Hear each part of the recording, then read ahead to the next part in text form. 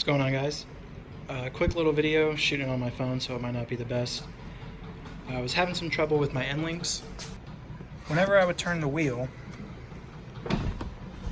the Endlink, more on the other side, not doing it on this side, but see how it touches? So that's a super common problem when you're running a bunch of camber from the top hats. It's not really making any noise on this side, but the other side is making a ton of noise.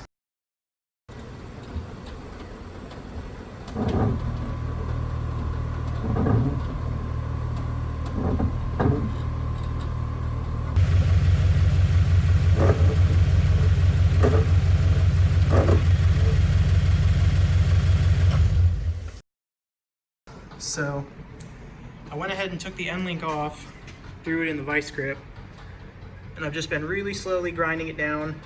I don't want to take off too much if I don't have to, but all that's rubbing right now is right here. And I haven't really taken too much down, but I've just tried to flatten the whole thing.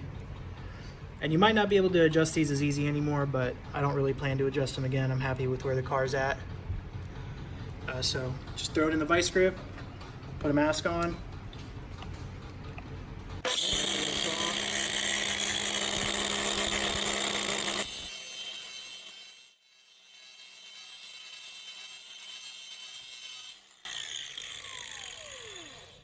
And just been doing that really slowly, bunch of test fits, make sure it doesn't make any noise.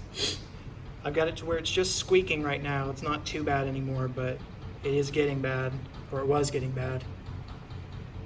But this should fix it if you're having this problem. Don't want to buy new Endlinks or not have to run a sway bar. You can just grind them down a little. So even though the driver's side wasn't giving me too much problems, I'm going to go ahead and show you guys a little before and after of how much I trimmed down just to make sure there's enough clearance from now on. So it's super hard to record this and grind at the same time, but here's the before shot.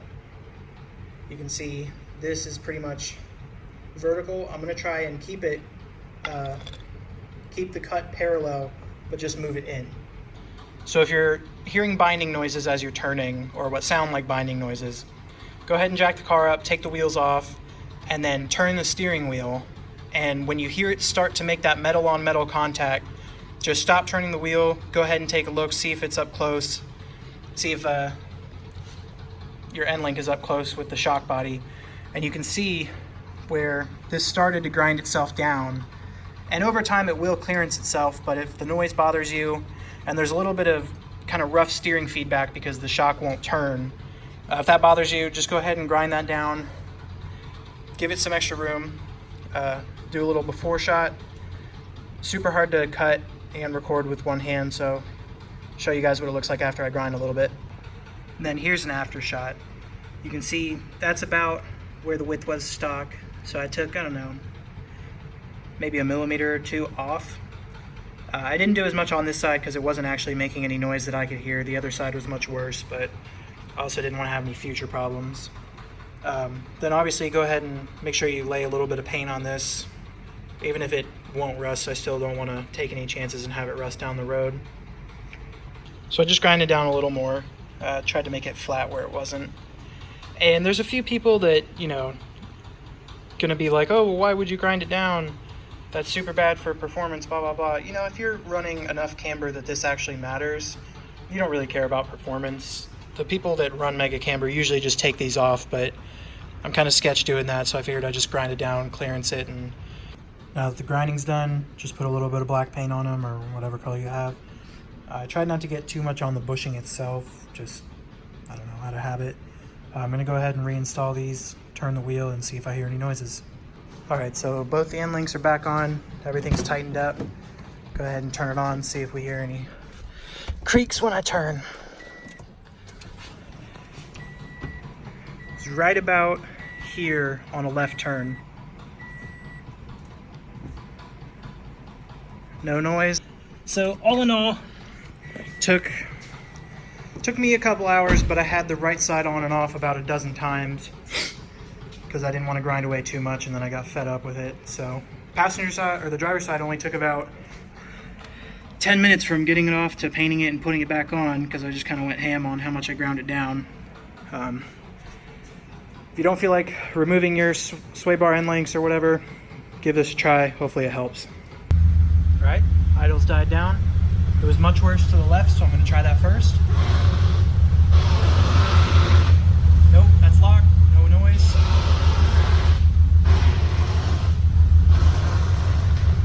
That's locked.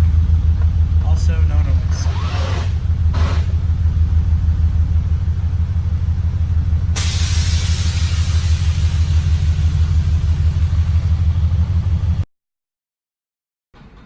So I figured while I have the wheels off, I'll go ahead and show you guys around the wheel well.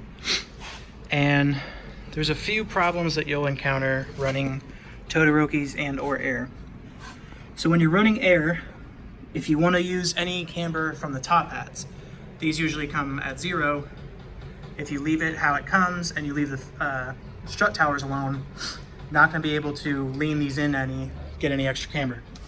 So what you have to do is hammer. I used an air hammer, but hammer, push this in a lot, and then I also just air hammered back here to give room.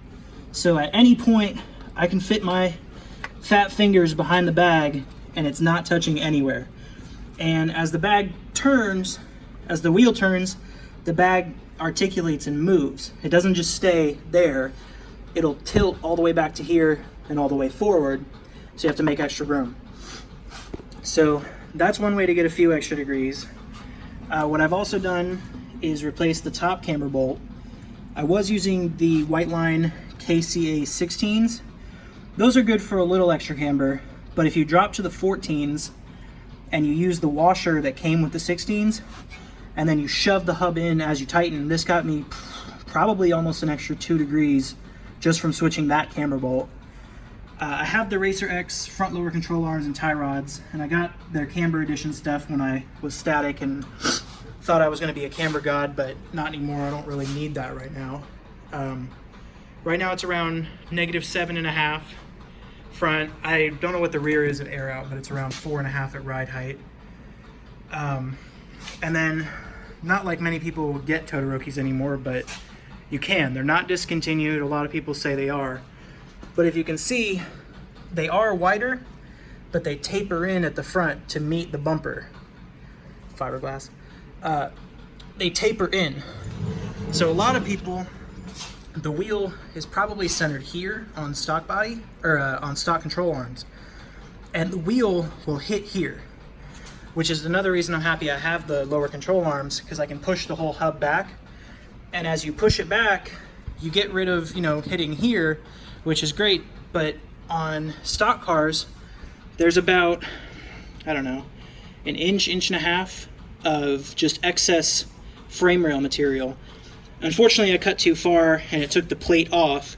But if you cut, seamless with the plate, that way, as the wheel turns, you won't hit that,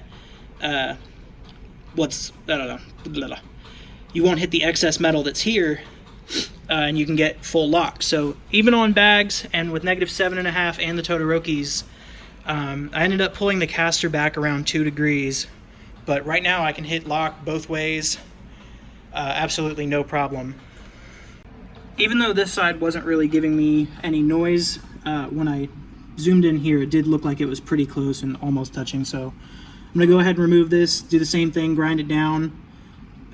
Figured I have the fender off on this side because I wanted to see if I can go any lower now, but this also gives you a good idea of what you have to do to the frame. Originally, these pinch welds hang down and they sit about there. So if you go, pretty much any lower than stock, your tire's gonna end up hitting that and crunching itself. So I just grabbed some vice grips and just bent this stuff up. Got it as high up as I can. I forgot to mention, this is only really applies to bags, but before you put the bags in, if you're gonna try to camber them a lot, there are, see if you can see them in there. Can you see those, where there used to be screws sticking out? You need to go ahead and trim those flat, because otherwise they're gonna rub up and possibly puncture the bags. So I have just a few more installs to do before I get the car painted and it's completely done. I've got some front bumper and under canards for the front. I need to mold my Vertex side skirts, and then I have some extensions for those as well. Front and rear bash bars, and then I'm gonna work on my roof wing. And then the car should be done, and I'll do a proper walk around then. Like always, guys, I hope this helps someone. If you're having any problems with your Endlinks, you know, when you turn, if they're making any noise, go ahead and give this a shot.